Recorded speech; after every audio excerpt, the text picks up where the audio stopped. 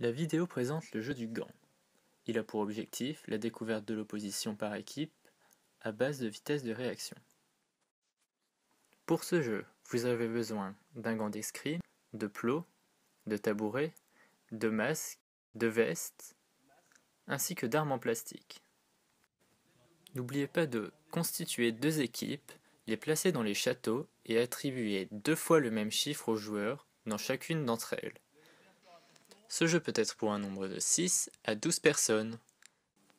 Ce jeu peut durer 60 minutes pour un temps de préparation de 2 minutes. Le gant peut être placé de différentes façons au centre du jeu.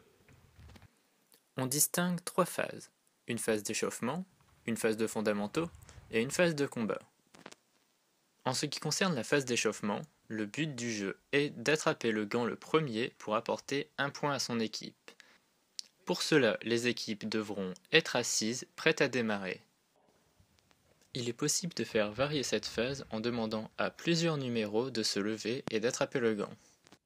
Ou alors d'ajouter la possibilité de toucher son adversaire. À ce moment-là, l'adversaire est stoppé et laisse tomber le gant derrière ses pieds. Vous pouvez aussi faire varier le départ en demandant par exemple d'être allongé ou en équilibre.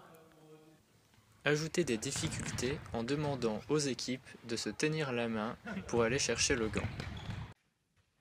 Veillez à ce qu'il n'y ait pas de percussion, que la touche stoppe le joueur et que le gant soit lâché rapidement.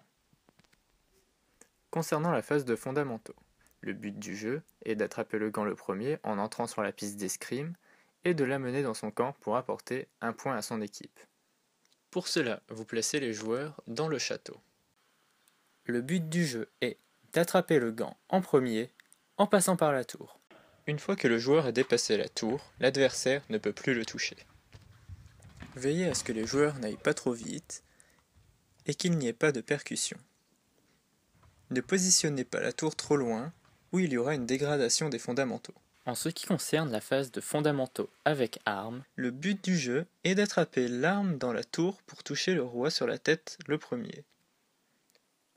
Comme le roi remplace le gant, il faut le toucher avec son arme le premier pour gagner le point.